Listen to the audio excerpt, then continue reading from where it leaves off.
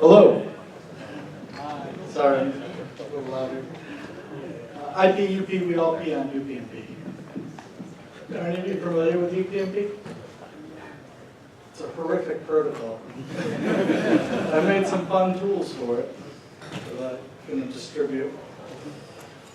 So my actions and opinions are not a reflection of my former employer. The tools and knowledge about to be given to you are for educational purposes only. I'm not responsible in any way for the way you use the information and tools given to you. So get good kids, use VPNs, and no Vagaro. So who am I? I'm P. Nutter. I was the founder of the Cisco Ninjas. We were infamous for breaking into about 5 million routers back in the day. Defy All Boundaries was a group that we created when we were learning binary exploitation. Some of the same members from Cisco Ninjas were in there. DARPANET, a network that I currently run, called Dangerous. What is it? Dangerous Product Alliance? I forget. Telco Ninjas was a telephone freaking group that I belonged to. We would break into voicemail systems, do CCI TT5 vulnerability testing using satellites, all sorts of fun things. And the Dope House Ninjas was another group. Lots of ninjas. I didn't pick all the names. There it is. Dangerously Advanced Research Project Alliance. We're a group of people that occasionally get together and build fun projects and break into lots of things. We do it on a private network. We don't use our normal aliases. There's no way to say who was speaking at any given time. Come play with us, irc.darpanet.org. Stick around and we'll build stuff together. So why talk about UPNP? 30 million vulnerable devices. Honeypot gathering, you can do port forwarding. So port forward all the port 80s to your host, emulate web applications, find the latest vulnerabilities people are testing for. DNS man-in-the-middle attacks. Using UPNP, I can change DNS on your router, play man-in-the-middle attacks, and make Yahoo result in my web server. Use web exploitation kits against your network's users. Port scanning internal hosts. So this is where we add an external port that points to an internally nated IP address. I can bypass your NAT firewall with it. Authentication doesn't exist for this protocol. I'm not breaking the law unless I make a modification to it. And SSDP Dr. DOS. So previously there was a distributed reflective denial of service stack for UPNP. And you would get about 300 kilobit reflection attack off of it. I found a way to amplify it by 254 times. I'll show you how to do that in this. It makes it the largest distributed reflective denial of service attack to date. The previous one that I found was an SNMP bulk walk, where you could ask the base MIB tree everything on the SNMP. This is much more significant. And I haven't sent anything to CERT. They can figure it out. So UPNP, punch holes in NAT. What you're doing is, through SOAP requests to the UPNP server using my tools, you can set the ports, scan internal hosts, see if they have vulnerabilities, and penetrate them. Very straightforward. It also has a side effect of sometimes with older versions of mini UPnPD, you can point to an external host and an external port. So now I can use your router to bounce to IRC or to Cisco and make you attributable for my actions. Luckily, it doesn't log any actions that are made against the UPnP service, so good luck figuring out it was me. It's used by Xbox, torrent clients, media servers, all kinds of equipment. Some of your Internet of Things devices in your house. Has a twin brother called mitm made by Apple. The exact same vulnerability, just a different protocol. I didn't build tools for that. I only came up with about 800,000 vulnerable devices for that when I scanned the internet. Top countries with it open. We have China with nearly 600,000, Russia with 250,000, and so on. The way I've designed my tools is a little unique. I've scanned the internet, I broke down every IP address by country, and databased it. So if you want to change all the DNS in Russia, feel free. Just don't blame me. Demo. Maybe.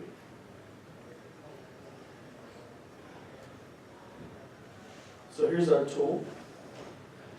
I'll share the link with you to download it afterward. It has various functionality, but we're going to show off pulling usernames from a predefined list so that my talk didn't have a failure. You'll see here where I'm doing a get username request, and I'm doing set DNS against prefound hosts or IP addresses that I know will be successful for the talk.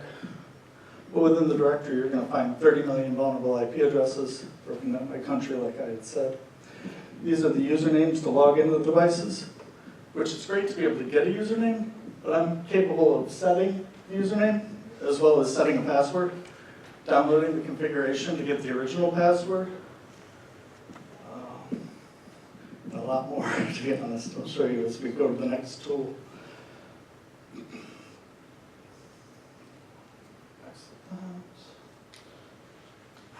Threads.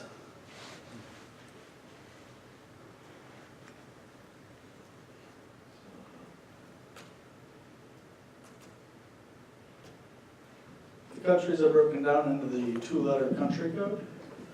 So we have Russia, China, all the major players. Let's show you how China would work.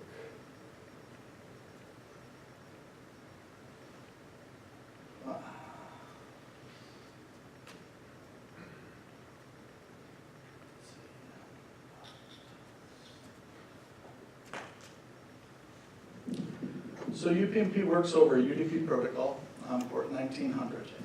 And sending a UPnP search against a multicast address internally on a network will give you results. But a lot of routing manufacturers have made it available on the WAN side of the Internet Gateway device, so we're able to scan them online. I didn't actually expect to get results on this, so I'm kind of surprised. Why it's interesting is, even if you turn UPnP off, it doesn't turn off on a lot of devices. It turns off the UDP service that tells you where to get these various, one second, I'll show you where to get the control ports. But if you already know where the control ports that are run on a TCP service exist,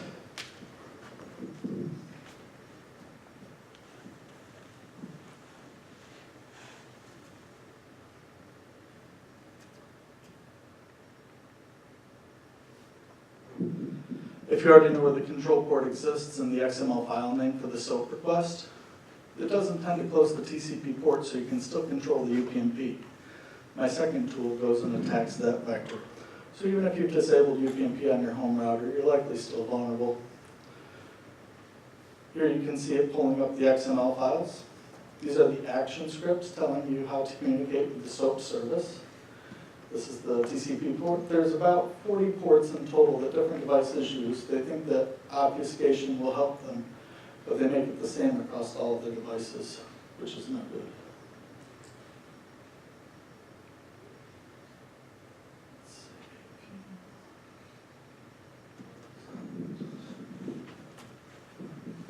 So, Simple Service Discovery Protocol, the SSDP. That'd be the UDP request that you're making against the remote server. IGD, your Internet Gateway device. This is your home routers. And Open Connectivity is where you can find all the protocol specifications. It's not limited to this, though. I found it running on SCADA equipment, cellular towers, an electrical smart grid, and various other things. Media servers, routers, management devices, home automation, including your light bulbs and whatnot, Internet of Things management and control, printers, so I can connect to your network through your Wi-Fi on your printer, and more. Simple discovery, or Simple Service Discovery Protocol. It's used for advertising and discovering network services. By making a request to it, it tells you what services are available on the network. It runs over HTTPU, which is HTTP over UDP. And UDP 1900 always for this. vulnerable when open WAN side, which it usually is. Requires no authentication.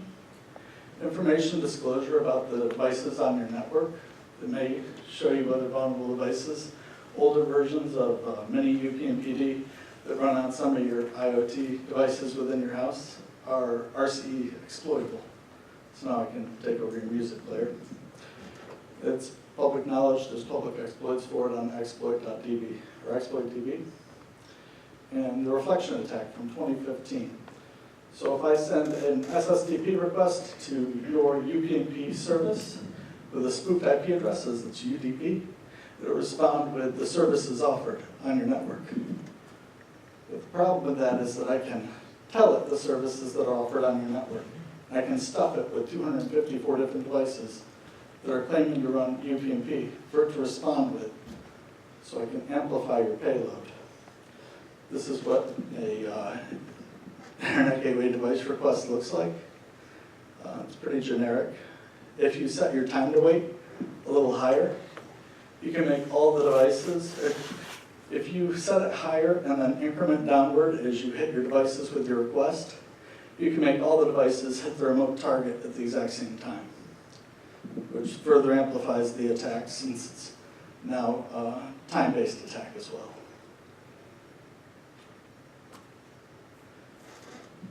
So SSDP, Distributed Reflective Denial Service. UDP protocols can be spoofed, we all know this. Spoof a request from your target's IP and they'll receive the response, responsible for a 50 gigabit attack per second against Akamai. That was with the old technique. It would be times 254 with mine.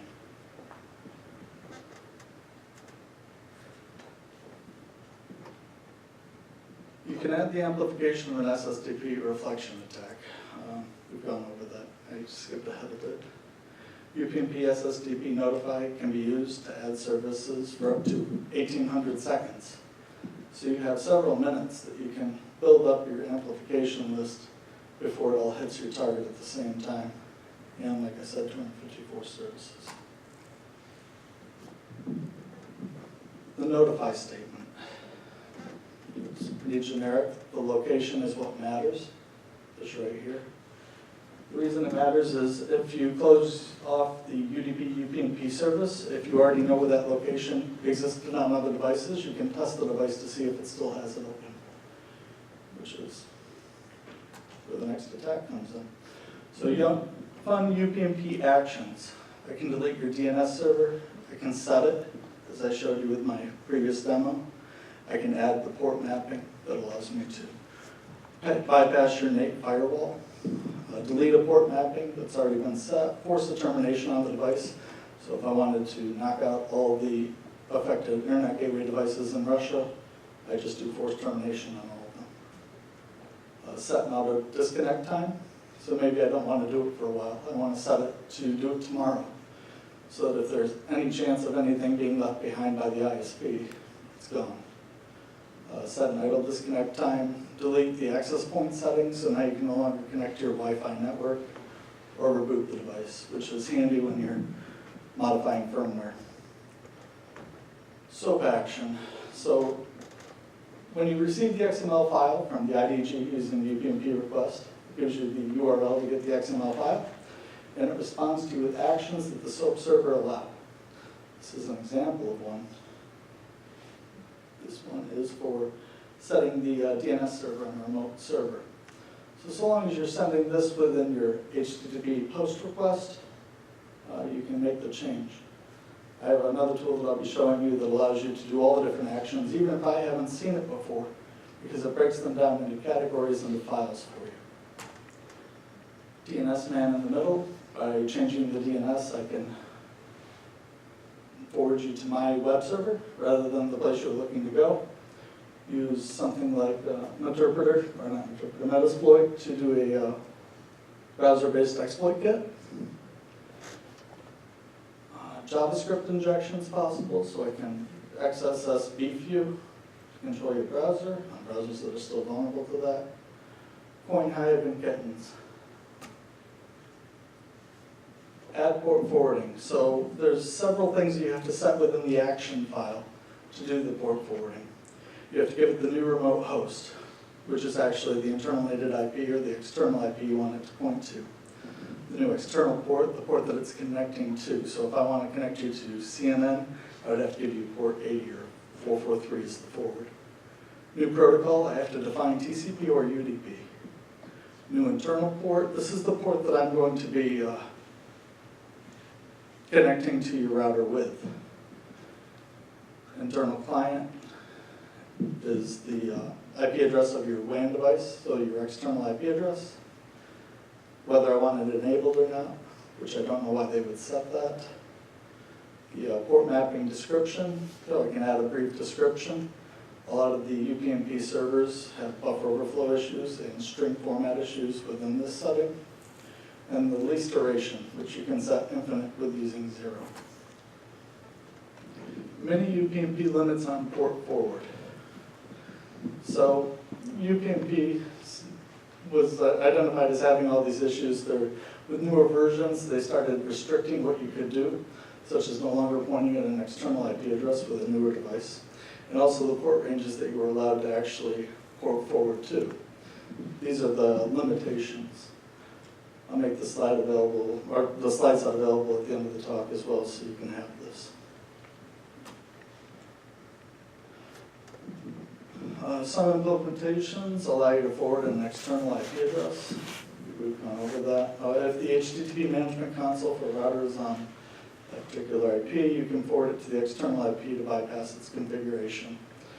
It also works on port 80. Sometimes people have firewalled higher and lower ports. So if you still go through that port 80 on the device, it will no longer show the web administrative panel. It'll just forward you off to the remote device as it's using IP route to bypass it. You can port scan an internal network from UPNP, exploit vulnerable services that are behind the native firewall, such as file sharing. Upgrading to firmware. You can grab the firmware off of the router manufacturer's website, decompress it, backdoor it with your own username and password or services, compile whatever you want to that particular architecture, recompile it, and upload it to the device by exploiting the UPnP. Since you can log into the device, you can update the firmware with your own upload. So firmware mod kit is popular for that. It hasn't been updated in a long time, but it still works on many devices.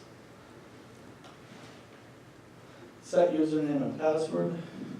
This allows us to get into the routing device itself. It's pretty straightforward.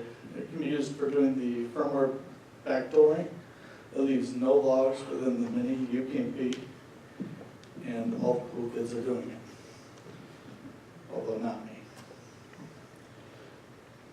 Disable UPnP. It doesn't always work. As we had said, when you disable that UDP service, the TCP service that is actually the control port is usually still running on most devices. So SSDP returns a service located on the HTTP server. These are TCP services that we know that exist. This is normally how it works. If we scan the TCP ports themselves that we know the control port would be on and look for that XML file, we're able to get the actions that are capable on the device. So UPnP isn't really needed for the service control definitions. You can still modify the remote device's actions. And here we go. So I didn't code all of this. Some of it I stole a PHP script in particular. It will port scan the target with 250 threads, identifies ports, TCP ports known to control the remote device, checks for known SCPs, which are the control ports, or control devices, generates a SOAP action request, which will be a text file that you can just edit with a vim or nano, and then paste into the remote service, and use netcat to apply. So here's that tool. It's not as descriptive as the previous one.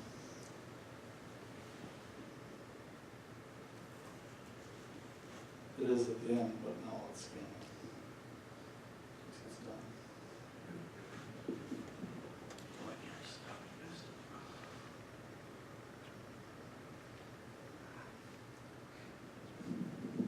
Technical issues.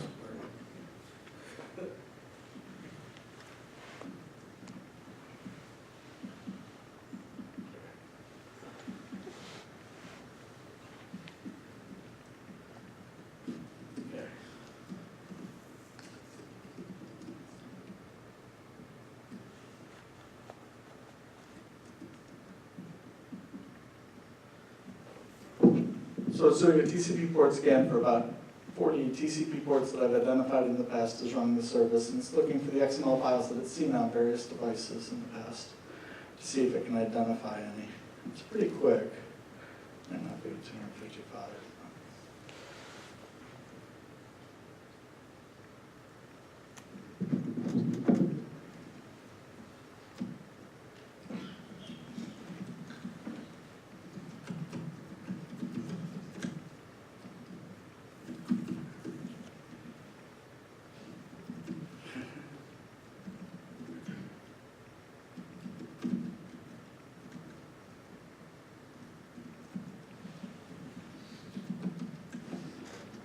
So these are the TCP ports I was looking for. And as I scroll down, you're going to see, I guess I can't page number. All the different folders and XML files it's looking for on those various ports. So just because port 80 is open doesn't mean that it doesn't look for 5 to 10 different services running. As you can see here, some of the output shows the functionality that you can do with this device. Get info, DHCP, server configuration, get DNS, set DNS. But this is one that we've exploited already.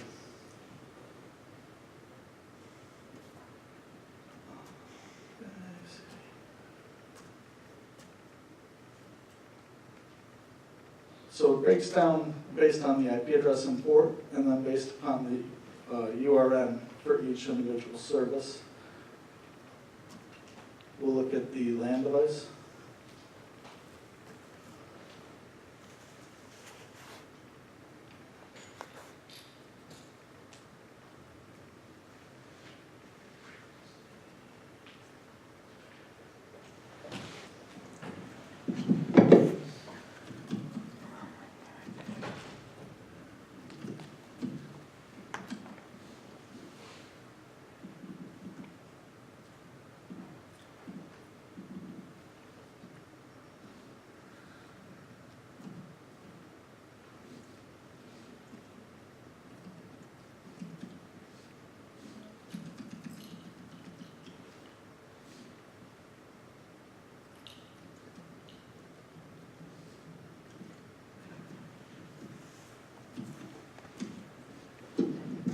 So each individual action, even if I haven't seen the device before, is available on this, which you wouldn't find in other tools.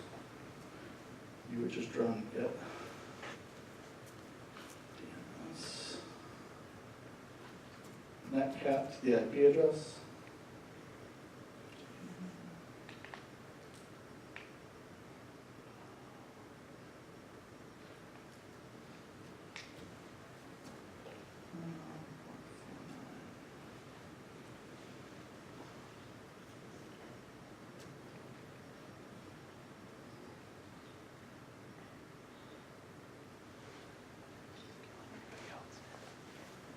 And the response will show the DNS server running remotely. There it is. Yeah, this was one of the ones we changed. It's using Google DNS now. But it allows you to do all the actions available to any of the different devices configured within the UPNP service. And it allows you to do it against it even if it's disabled UPNP on the remote devices web panel.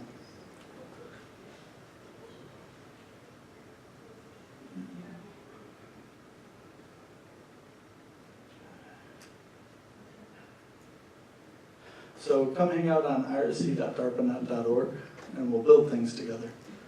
Since I had a half an hour talk and an hour to fill it in, I wanted to show some of the other fun things that I've been working on a little bit more recently than this. Can we get off the camera? Yeah.